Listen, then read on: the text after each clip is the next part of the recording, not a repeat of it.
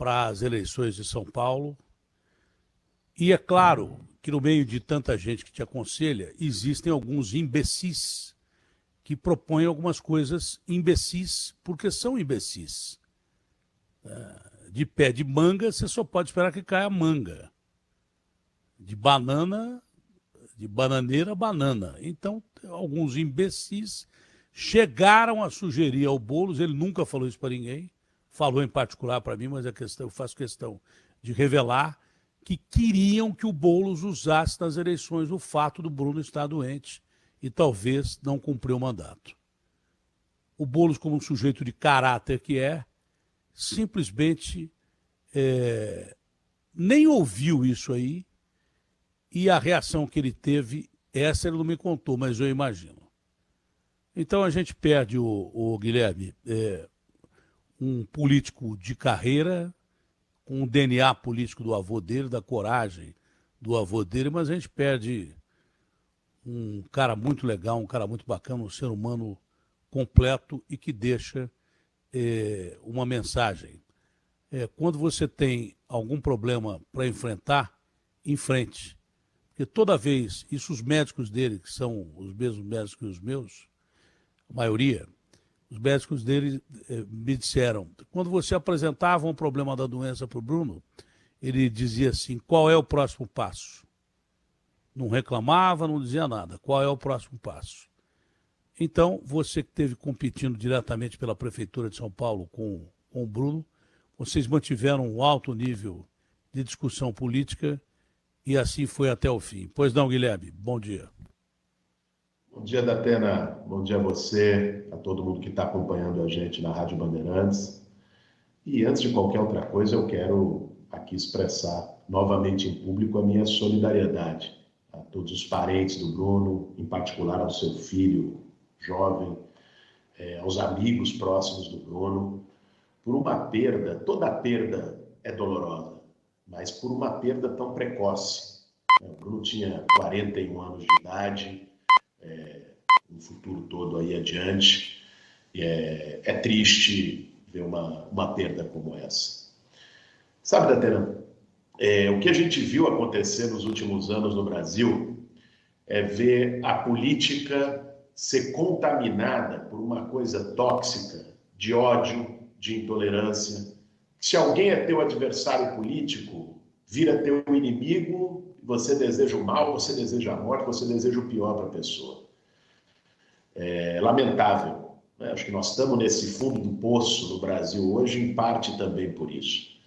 Eu acho que o que nós demonstramos na eleição passada, o Bruno, com a postura também franca e democrática que teve, o que a gente demonstrou é que é possível ser adversário político, defender posições opostas, ter um projeto de cidade totalmente diferente, mas fazer o debate com tolerância, fazer o debate com respeito, não tratar adversário como se fosse inimigo mortal. Eu espero que isso fique de exemplo, porque essa é uma prática democrática. Eu acho que a perda do Bruno é também, nesse sentido, uma perda para a democracia, porque, se você olhar dentro do partido dele, inclusive, o que a gente vê são pessoas com um espírito, né, de tolerância, de respeito a quem tem posições opostas muito menor do que o dele. Então, eu lamento muito, né? Fiquei bem triste ontem com a notícia. Era algo que, na verdade, a gente já vinha se anunciando, um agravamento do quadro de saúde dele. Eu tive com ele, Datena, faz uns 2 meses, né?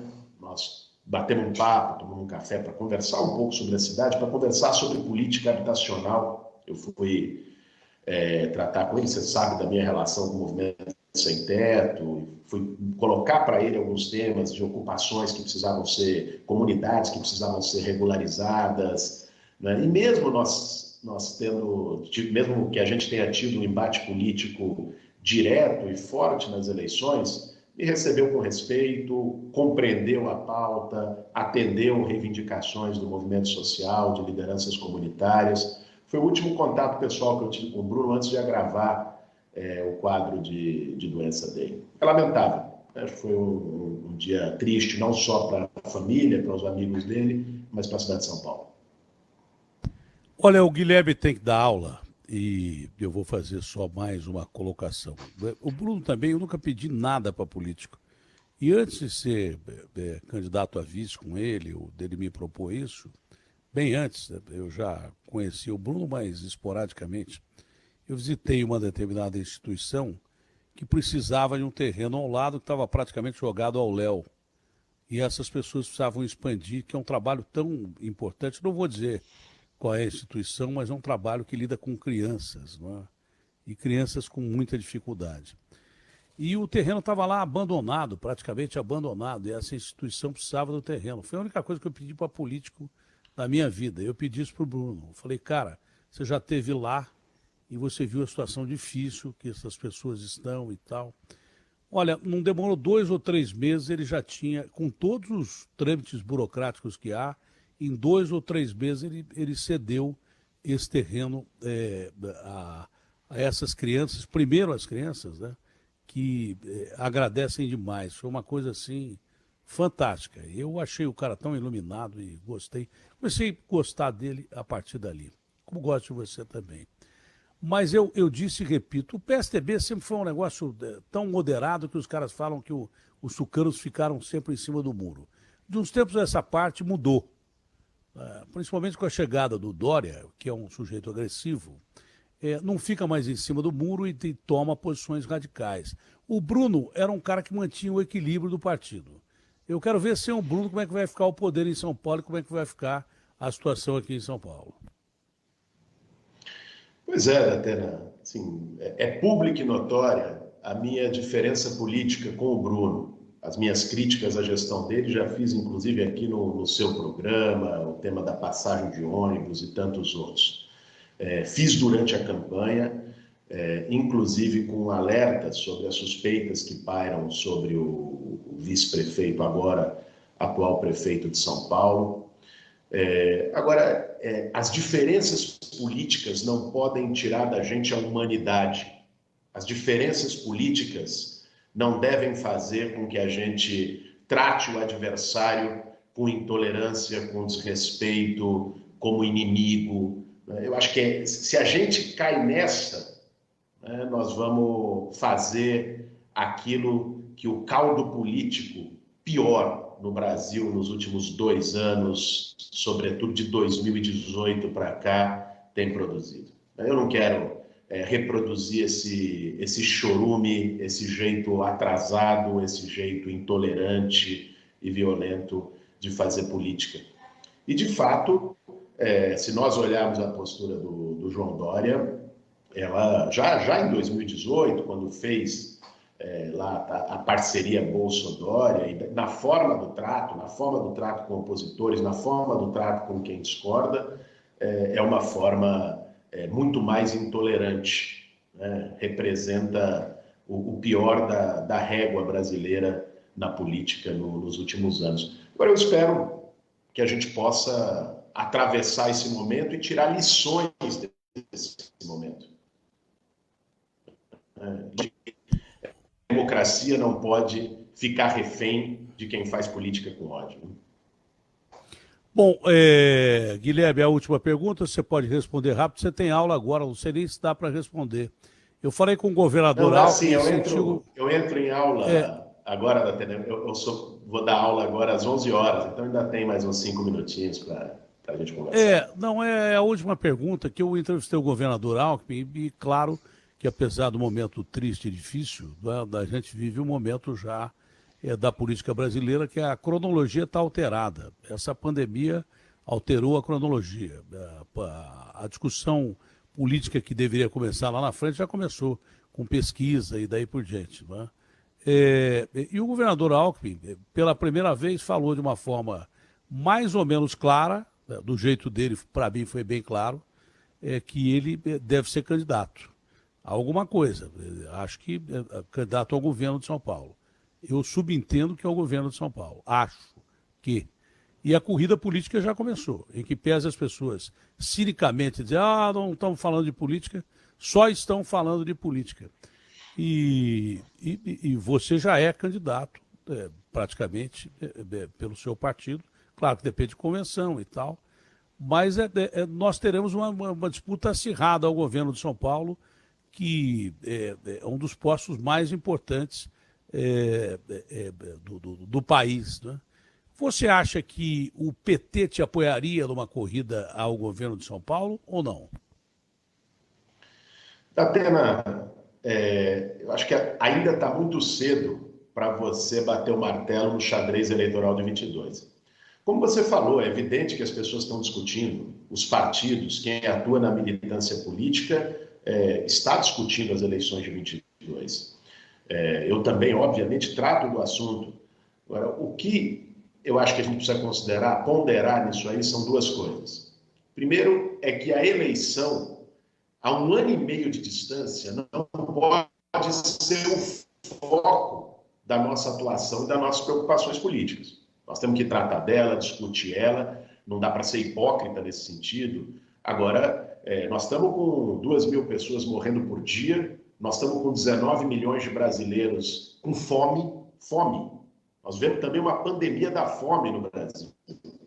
Eu vejo no teu programa, você tem pautado muito isso, as campanhas de solidariedade. Eu tenho atuado, Datena, fortalecendo o projeto das cozinhas solidárias do Movimento Sem Teto, que tem se espalhado no Brasil todo para levar comida, refeição para comunidades onde tem centenas, milhares de pessoas passando fome. Eu acho que a nossa preocupação precisa estar com os desafios de 2021, antes de tudo. Agora, o debate de 22 foi colocado precocemente, eu acho que tanto pelo desgaste do governo Bolsonaro, como pela recuperação dos direitos políticos do Lula. Está se discutindo isso hoje no país. Eu coloquei meu nome à disposição para disputar o governo do Estado de São Paulo. Esse debate precisa ser feito com o meu partido, precisa ser feito com outros partidos do campo progressista e precisa ser feito junto com um debate de projeto e de programa, não apenas de nomes, mas um debate do projeto de combate às desigualdades, de desenvolvimento econômico e social no Estado de São Paulo. Fiquei contente, claro, é inegável, semana passada, quando saiu uma nova pesquisa do Instituto Atlas com o jornal É o País, que nos colocou em primeiro lugar na disputa, embora ainda está longe, e eu vou buscar construir o máximo de unidade, porque nós temos 30 anos aí de PSDB no Estado de São Paulo, nós temos João Dória fazendo um governo desastroso e rejeitado pela enorme maioria da população, todas as pesquisas mostram isso também. Eu acho que há uma oportunidade da gente fazer mudança no Estado de São Paulo, de virar o jogo no Estado de São Paulo. Acho que tem um cansaço com esse período de governos do PSDB e acho que é possível fazer isso com muita unidade no campo progressista e eu vou buscar essas alianças entre todos os partidos do campo progressista. Tá no fim mesmo, mas uma última pergunta. O que você acha da prefeitura está na mão agora do Ricardo Nunes?